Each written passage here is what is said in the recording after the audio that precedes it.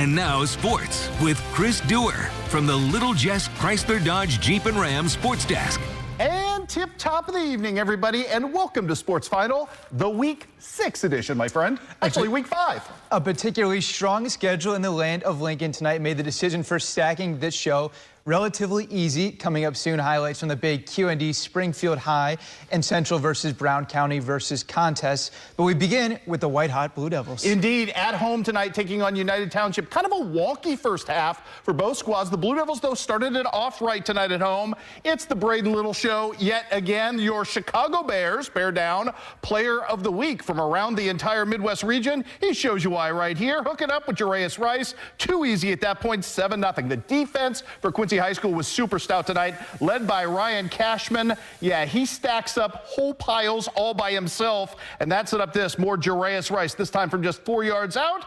Oh, that'll work. A little inside give, little touchdown from Mr. Rice. He's in for the score. It's 21-0 at the half. The Blue Devils open the second half with a flourish in this one. Braden Little on 2nd and 20. Going to hook up right here with Braden Ulrich, who's going to go into the end zone for the score. All Quincy High School all the time as they win tonight 49-7 to improve to 5-0 on the season.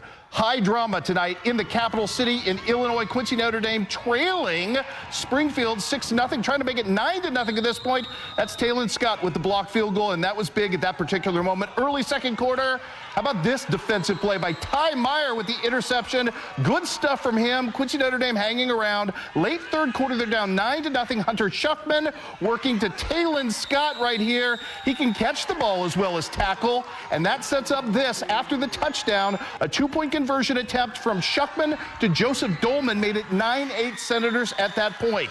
We were talking last chance kitchen time for the Raiders, still trailing 9-8 late in the fourth quarter. It's Jack Brenner converting the 4th down right here. Clutch play from him off the catch from Wyatt Mueller, and then it's Mr. Mueller going to do the rest. A hero last week with a hand and 3 touchdowns here. His 3rd rushing touchdown with 1:41 left of the game. It's 14-9, and credit Jude Larson for closing this thing out as he's going to shut down Brody Scheffler. Turnover on downs, and yes, Quincy Notre Dame rallies to win. They're 4-1 on the season, 14-9 in hostile climbs tonight. Elsewhere on the Central State 8 scoreboard tonight, Jacksonville taking care of all of its business, destroying Springfield Southeast. 40-0 was your final. Big one in the WIVC. Ben, Brown County taking on Camp Point Central. Yeah, we see Brown County at home tonight, and it was a very tough Central squad. They got the pleasure of hosting this one 6-6 in the second quarter with Central on the move, and Curtis Rigg run gets the Panthers inside the 5-yard line.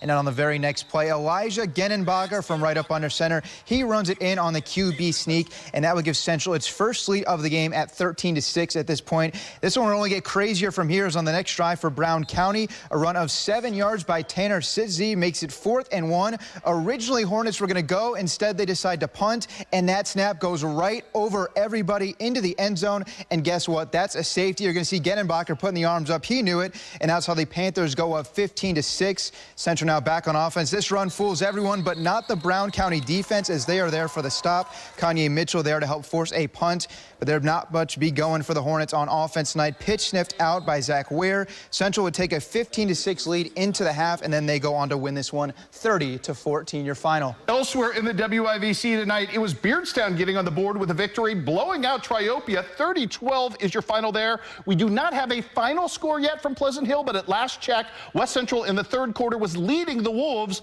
by the score in this one of 8-6. Let's check in on Route Catholic, trying to go to 4-1 on the season, Ben. It was Route Catholic traveling to Unity Payson. Unity Payson's homecoming game tonight. Mustangs, they were kept scoreless into the second half of this one. Sawyer Allen passed on 3rd down, incomplete. Then you see some love there between Allen and the defense after the play, as Unity Payson was not doing well on offense or defense, as Route Catholic going to add to their 30-0 lead, and a big gain over the middle from Eli Olson to get the drive going. He goes all the way across the field and out of bounds. Then just moments later, here goes that Route Catholic offense as Kellen Creviston shows off his arm on the deep ball to Jace Louderman for a 40-yard touchdown pass. Perfectly thrown ball, and that puts the Rockets up 36-0 in this one. Then the Route Catholic defense, they kept kept things right on going. As you'll see, Allen is sacked on the upcoming play by Trey Gauss, and this one would go on to be all Rockets. They take it 44-0 on the road. Oh, other big scores and wins tonight in the Prairie Land. Lincoln Trails will start you off with Rushville Industry,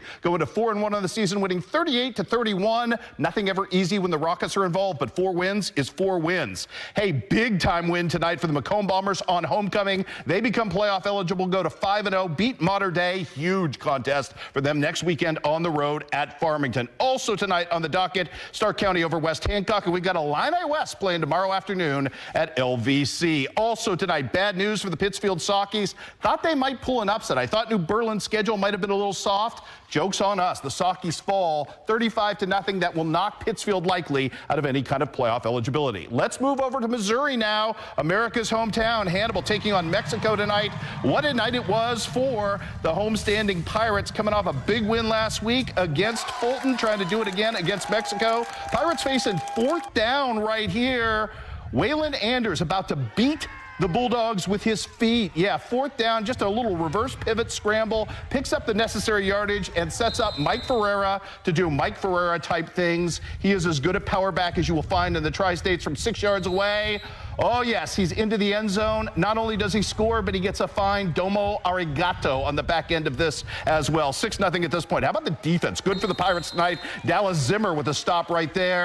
You know what? It would be a punt from that point forward for Mexico. And here comes Hannibal yet again on 4th down to start the second quarter. Check out Waylon Anders on the beautifully executed slip screen right here. That is Darren Washington, who is super fast. What a great move at the back end of this. In for the score to make it 12-0. Boy, this is my favorite play of the night. 4th down, Bulldogs trying to get back, down 12-0 in the second quarter. But Jaron Landis on that long 4th down is there for the massive quarterback sack.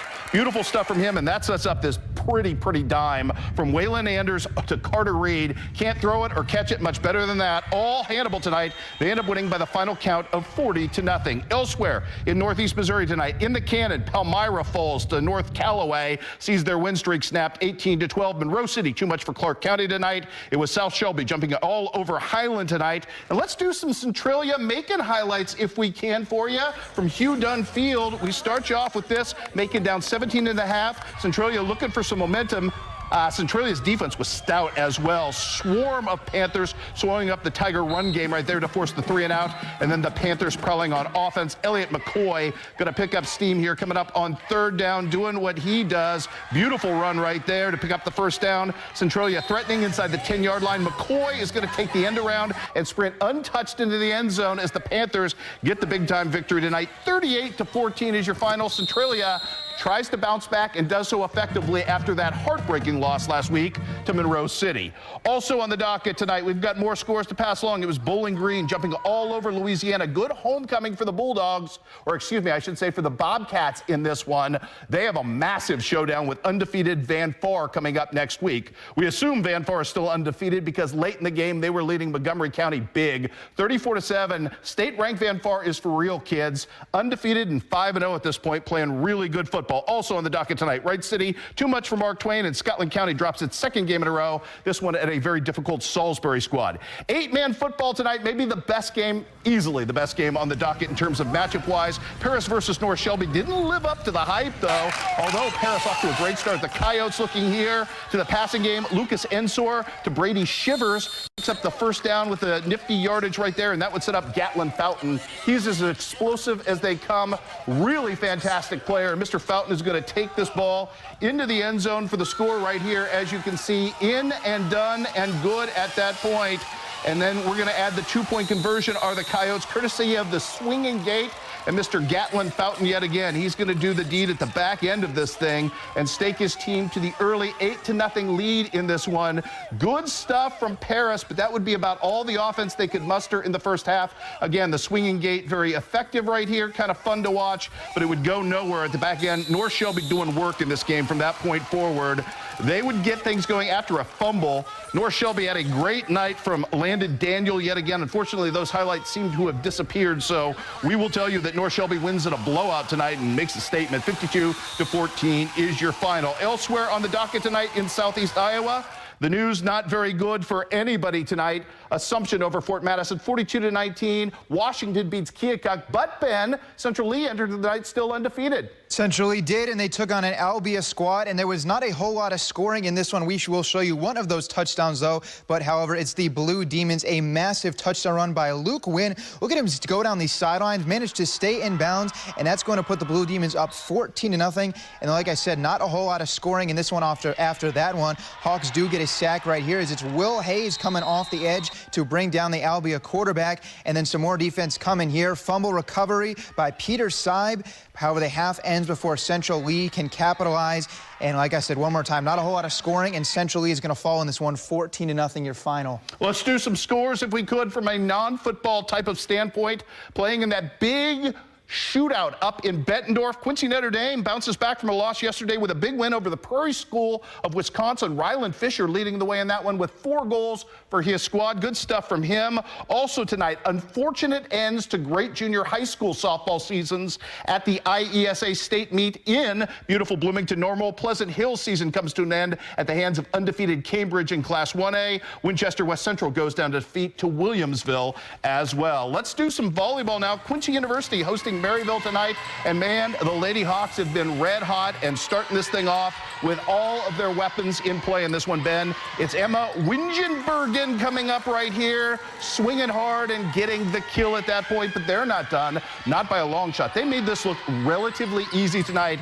Erin Matsky doing what she does at the net, big time block for her, good stuff for number 9 at that point, and then Gorlami, Susanna Beretti with the ace for her. Luna Van Bar is going to add an ace as well. It was all Quincy University all the time as the Lady Hawks sweep this match in 3 sets tonight and stay red hot.